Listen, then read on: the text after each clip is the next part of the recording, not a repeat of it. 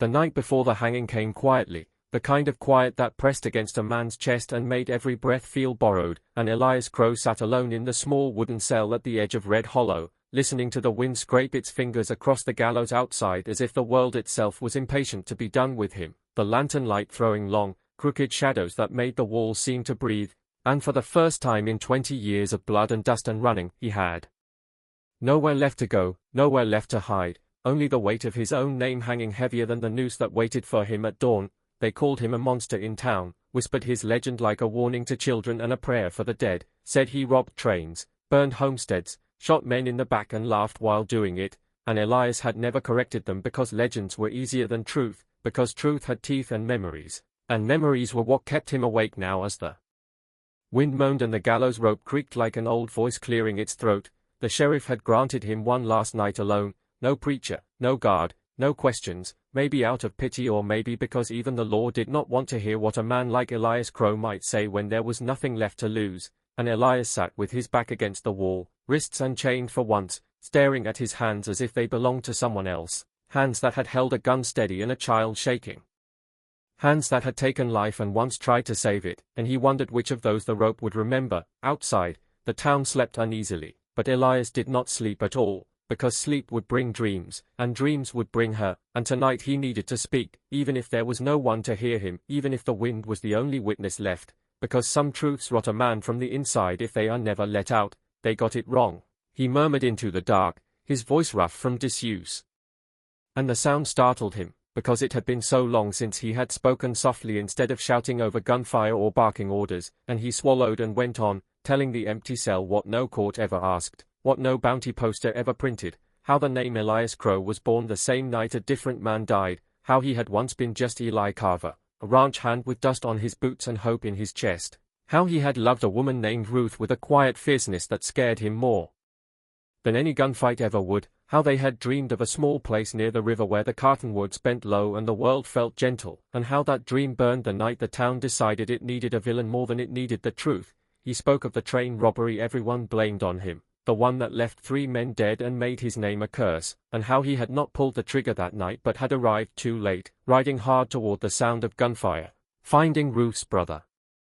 bleeding in the dirt, begging him with his last breath to run, because the men who planned it wore badges under their coats, because the sheriff back then needed money and fear to keep his power, and Eli Carver had seen too much, and so Eli Carver had to disappear. The wind howled then, rattling the cell door, and Elias paused, pressing his forehead to his knees, feeling the old anger stir, but beneath it was something heavier, something closer to grief, because running saved his life but cost him everything else, cost him Ruth, who waited 3 months by the river before finally understanding he was not coming back, cost him the chance to stand up and be believed, and so he became what they said he was, because it was easier to survive as a devil than die as an honest man. He confessed how each crime after that felt like laying another plank over the grave of the man he used to be, how he told himself it didn't matter anymore, how he stopped counting the nights and the faces, until one winter morning when he rode past a burned homestead and heard a child crying in the snow, a sound so small and broken it split him open, and how he carried that child for miles to the nearest town and left her at the church steps without ever giving his name, watching from the shadows as she was taken inside, and how that was the moment he realized the legend had grown bigger than him, heavier, impossible to outrun. His voice shook now, not with fear of death but with the effort of holding all of this inside for so long, and he spoke of the last job, the one that finally caught him. How he could have escaped but didn't, how he saw the young deputy shaking as he raised his rifle and remembered himself at that age, remembered believing the world was fair if you worked hard and kept your head down, and how Elias had lowered his gun first, because maybe this was the only way the story could end, maybe the only way to stop running. The lantern flickered, and shadows jumped across the wall like ghosts, and Elias lifted his head, eyes shining with unshed tears, and said the part no one would ever expect, the secret that would never make it into songs or dime novels, that the worst thing he ever did was not the killing or the stealing but the silence, the way he let a lie harden into history because speaking up would have meant trusting a world that had already chosen who he was, and as he spoke, the night seemed to lean closer, the gallows outside standing dark against the stars, waiting, and Elias Crow, outlaw, murderer, monster of the Wild West, finally let himself feel the weight of the man he had been before the blood, before the fear, before the legend, and he whispered Ruth's name like a prayer, like an apology carried on the wind, knowing dawn would come whether he finished or not, knowing the rope would not care, but still needing to say it, because even if the world never knew the truth, even if his confession vanished into the dark, he wanted to meet the morning as Eli Carver, if only for a moment, whole and unhidden, as the wind sighed through the gallows and the night listened, silent and unforgiving, to a man finally telling his story. No one saw her arrive in Red Mesa, not really, because people rarely see what they already fear, but by the second morning her name was moving through the town like heat over sand, soft and wavering and dangerous, spoken low behind hands and inside saloons where men paused mid-drink when the door creaked, because the widow had come at last, the one whose past trailed behind her like a line of graves. And she lived now in the small adobe house at the edge of town where the desert stretched wide and merciless, and her name was Elena Morales, though most never said it out loud, choosing instead to call her the widow, as if saying her true name might invite death to listen. She dressed in black not because she wished to mourn forever but because color felt dishonest after so much loss, and she walked with her head high not from pride but from exhaustion, the kind that comes from burying the same hope over and over until grief becomes a familiar companion, and from the moment she stepped off the freight wagon with her single trunk and steady eyes, the town decided her story for her, deciding that every man she had ever loved had died violently, deciding that loving her was a curse, deciding that whatever pain followed her was her doing, and Elena did not correct them, because the truth was heavy and long and no one ever truly wanted it anyway. She spent her days quietly, buying bread, sweeping dust from her porch, letting the sun bake the walls of her house until they glowed soft gold at dusk, and at night she sat alone with the wind and the memories, remembering a kind rancher with gentle hands, a smiling outlaw who promised he would quit, a lawman who swore he could outrun fate, remembering the way each love had begun with laughter and ended with blood or silence or both, and she wondered if the desert followed her or if she simply carried it inside now, dry and endless. The town watched her from a distance, men looking away when she passed, women studying her with guarded curiosity, and so days passed without incident until the afternoon the gunslinger collapsed at her door, the sun burning white overhead, the cicadas loud enough to drown out the sound of his boots dragging through the dirt, and Elena heard him before she saw him, a rough, broken breath followed by a dull thud against the wood, and when she opened the door she found a man barely standing, blood soaking his shirt, eyes unfocused but stubbornly alive, his revolver slipping from his hand as he sank to his knees, and for a long moment she simply stood there, heart pounding, because fate had a cruel sense of humor and she recognized the look in his eyes, the look of a man who lived by violence but had not yet been claimed by it. The smart thing would have been to close the door, to let the town handle its own dying men, to protect herself from another story that would end the same way, but Elena had never been able to turn away from pain, and so she pulled him inside, bolted the door, and set to work with practiced hands, cutting away cloth, cleaning the wound, pressing and stitching and whispering steady words even though she did not know his name, and as the hours passed and the sun fell, the man drifted in and out of consciousness, mumbling apologies and half-finished sentences, calling out names that were not hers, and Elena felt the familiar ache begin to stir, the dangerous softness she had sworn to bury, because caring had always been the first step toward loss.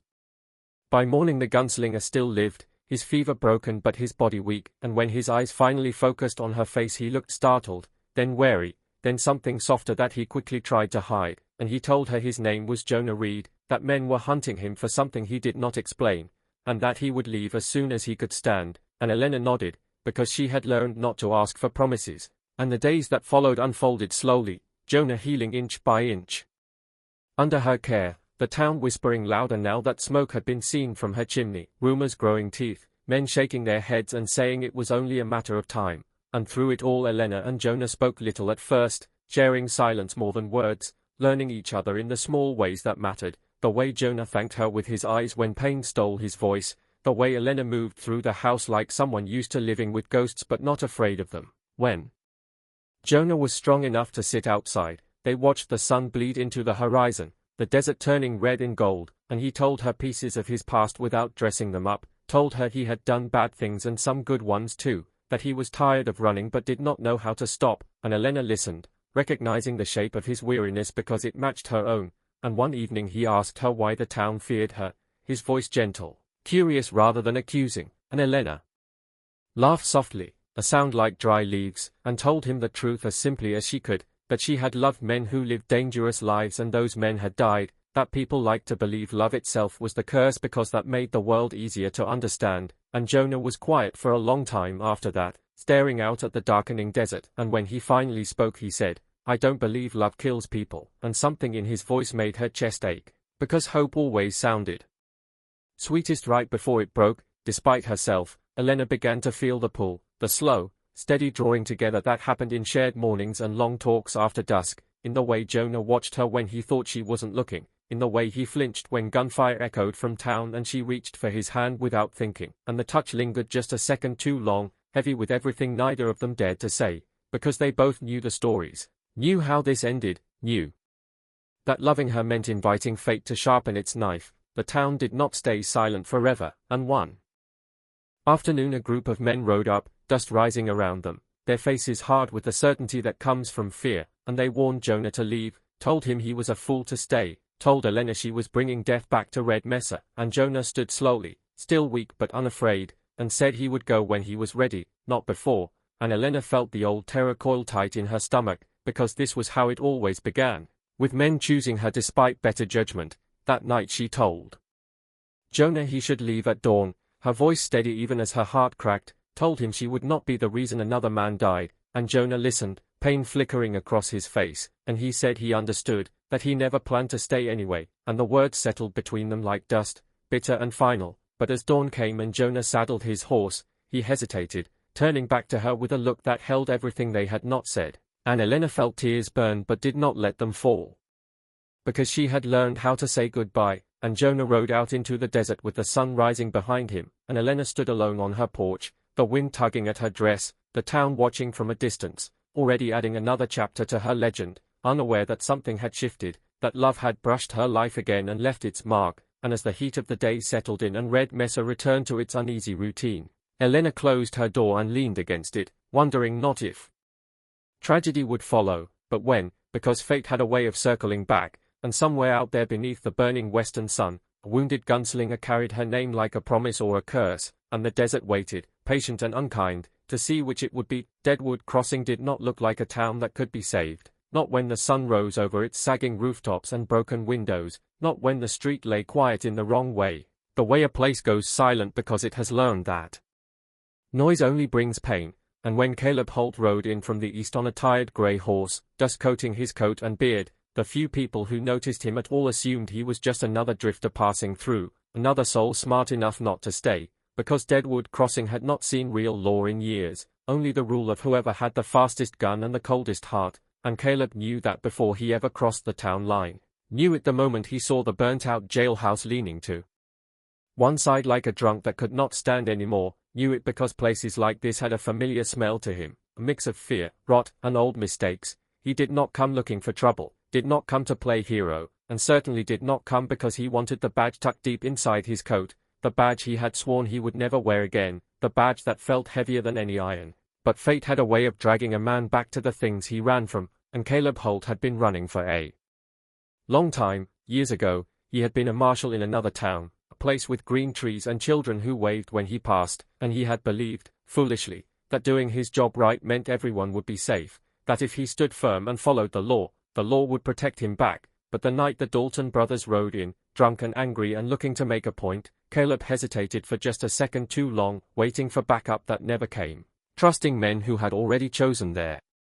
own survival over justice, and by morning the jail was on fire, 3 townsfolk were dead, and his wife lay cold in the street, caught by a bullet meant for him, and after that there was no place left in him for belief, only guilt that sat heavy and unmovable, and so he turned in his badge, packed what little he had left, and drifted from town to town doing odd jobs, helping when he could without staying long enough to be known, because names led to questions and questions led back to the man he used to be. Deadwood Crossing was supposed to be no different, just a place to water his horse and move on. But trouble found him anyway, because trouble always does, and it came in the form of a young boy being kicked into the dirt outside the saloon by one of Briggs Kane's men, Kane being the closest thing Deadwood Crossing had to a ruler, a cattle baron turned tyrant who collected taxes at gunpoint and buried anyone who disagreed, and Caleb watched from his saddle as the boy curled in on himself, watched the man laugh, and something old and sharp twisted in his chest, something he had tried to kill with whiskey and distance and silence. He told himself to ride on, told himself it wasn't his fight, that Deadwood Crossing had made its choices, but his horse did not move, and before he could think better of it, Caleb was on the ground, his voice calm but carrying, telling the man to step back, and when the man laughed and reached for his gun, the street seemed to narrow, the world pulling tight around the moment, and Caleb moved on instinct, knocking the man's hand away and putting him down hard, the fight ending quick and quiet but not unseen, and as the man scrambled off swearing, the people watching from doorways looked at Caleb with a mix of fear and something like hope they did not dare name. The boy ran, and Caleb stood there, breathing hard, knowing it was already too late, knowing he had crossed a line he could not uncross, and that night as he sat alone in the empty boarding house room, staring at the badge in his hand, he felt the ghost stir, felt his wife's voice in the back of his mind asking him why he always ran, and by morning word had spread, and Briggs Kane sent for him, inviting him politely to come talk, because Kane liked to see the men who challenged him up close before deciding how they would die. The meeting took place in the saloon, Kane lounging in a chair like a king on a borrowed throne, his men lining the walls, and when Kane asked who Caleb thought he was, Caleb surprised himself by answering honestly, pulling the badge from his coat and setting it on the table, the metal dull but unmistakable, and the room went quiet in the way rooms do when something dangerous has been said out loud, because no one had worn a badge in Deadwood Crossing for a very long time, and Kane smiled, slow and thin, and said the town didn't need a marshal, that law was bad for business, and Caleb replied that law was the only thing that stopped towns from rotting from the inside out, and Kane laughed and said then Caleb was welcome to try, but Deadwood Crossing would not be gentle with him. From that moment on, the town shifted, small things at first, people bringing him coffee, leaving food outside the jailhouse he cleaned up himself, fixing the door, standing a little straighter when he passed, and with each small kindness came a heavier weight, because Caleb knew how this ended, knew towns like this did not change without blood, and at night he lay awake listening to the wind, seeing the fire again, hearing the gunshots, wondering if this was punishment or a chance at something like redemption. Kane did not wait long, and within days his men began testing the edges, robbing openly, threatening families, pushing Caleb to see how far he would go, and Caleb responded the only way he knew how, by standing firm, by locking up men who had not seen a cell in years, by taking blows and giving none unless forced, and the town watched, breath held, as two wills ground against each other, and when Kane finally made his move, riding in with his full crew, rifles on display, the message was clear, Deadwood Crossing would choose, and it would choose now. The night before what everyone knew would be a fight, Caleb walked the town, stopping at the places where damage still showed, where lives had been broken and never mended, and he felt the familiar fear settle in, the knowledge that he could fail again, that more people could die because of him, and for a moment the urge to leave nearly won, the old habit screaming at him to run while he still could, but then he stood in the street and imagined leaving, imagined the boy in the dirt, imagined the town going back to silence, and he realized something hard and simple, that running had not saved him before and it would not save him now. When morning came, Kane rode in with guns ready, but so did the town, men and women standing behind Caleb with hunting rifles and borrowed courage, because seeing one man stand had reminded them they could too, and the fight was fast and brutal and ugly, dust and gunfire filling the air, fear and resolve mixing until they were the same thing, and Caleb moved through it like a man who had already died once, taking wounds, pushing forward, facing Kane in the end in the middle of the street, and when Kane sneered and said Caleb would fail again, Caleb answered quietly that maybe he would, but not today, and when it was over and Kane lay bleeding in the dirt, Deadwood Crossing stood battered but standing, and Caleb sank to his knees, shaking, the ghosts loud in his head but quieter than before. In the days that followed, the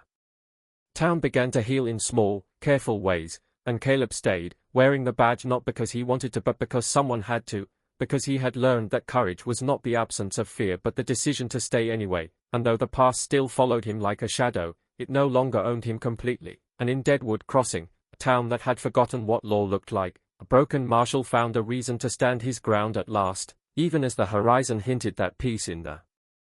West was always temporary, and that every stand came with a cost yet to be paid. Black Canyon was a place the sun avoided when it could, a deep scar cut into the earth where shadows lingered longer than they should and the wind never blew straight, and everyone in the territories knew its name even if they pretended not to, knew the stories told in low voices by firelight about a gold vein so rich it could buy a man a kingdom and so cursed it would leave him with nothing but bones and regret.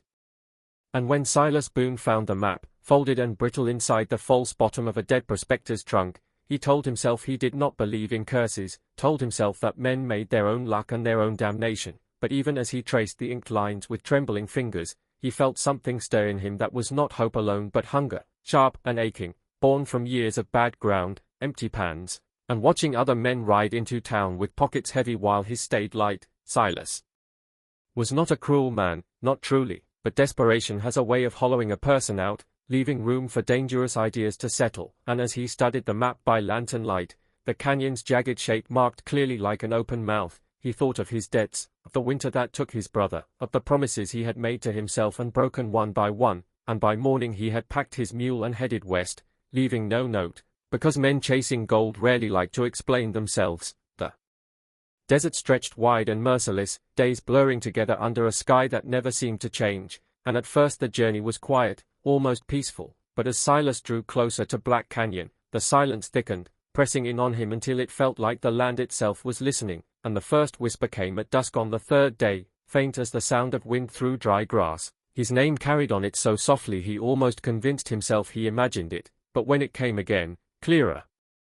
closer, he stopped walking, heart pounding, turning in slow circles, seeing nothing but stone and shadow, and telling himself it was just nerves, just loneliness playing tricks, because admitting anything else would mean turning back. That night he dreamed of gold flowing like water through his hands, warm and endless, and when he woke the whisper was still there, low and patient, promising that he was close now, that all he had to do was keep going. And Silas listened, because the voice knew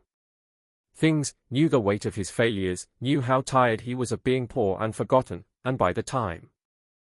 the canyon finally rose before him, its walls steep and dark, the whispers had multiplied, a murmur that followed him like a second shadow, urging him onward. Black Canyon was colder than the desert beyond it, the air damp and heavy, the light dim even at midday, and as Silas descended into its depths, he saw signs that others had been there before him, rusted tools, a collapsed tent, bones bleached white and scattered as if the earth itself had grown tired of holding them together, and for the first time doubt cut through his hunger, sharp and clean, but the map burned in his pocket, and the whispers grew louder, more insistent, telling him those men had been fools, that they had not understood the price, that Silas was different, and he found himself answering them under his breath, arguing, bargaining, promising things he did not yet understand. The gold vein revealed itself at twilight, a seam of dull yellow gleaming from the rock face like an unblinking eye, and Silas laughed. Then, a broken sound that echoed too long, because the stories were true, because the wealth he had dreamed of was real and within reach, and as he struck the rock with shaking hands, flakes of gold falling like sunlight to the ground, the whispers swelled into a chorus, praising him, urging him to take more, to dig deeper, to claim what was his, and he worked until his muscles screamed and his hands bled, driven by a force that felt larger than himself. When he finally stopped, breathless and dizzy, the canyon seemed to close in around him, the walls pressing closer, the shadows thickening until they moved like living things, and the whispers changed, their tone sharpening, reminding him that nothing of value came without cost, that the canyon always collected what it was owed, and Silas felt a cold settle in his bones as he realized the map had never marked a way out, only a way in. Days passed, or maybe nights, time losing its meaning as Silas filled his sacks with gold, the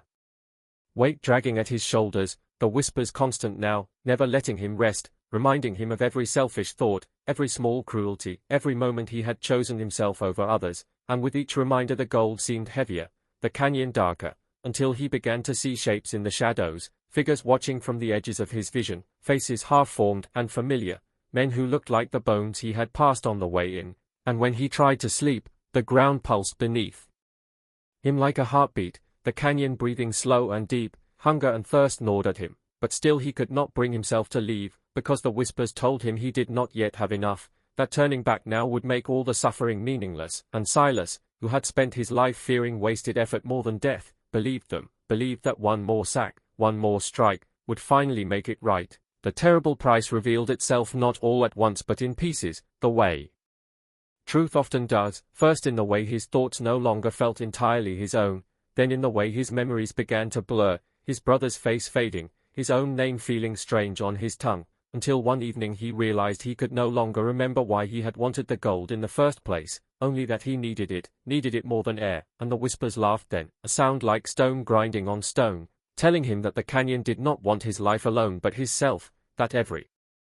man who took from it left something behind, and the richer the vein, the greater the loss. When Silas finally tried to climb out, sacks dragging him down, the canyon resisted, the path twisting where it had been straight, the walls seeming to shift when he was not looking, and he stumbled, gold spilling from torn cloth, watching in horror as the pieces sank into the ground like water into sand, reclaimed effortlessly, and in that moment he understood, too late, that the devil's gold was not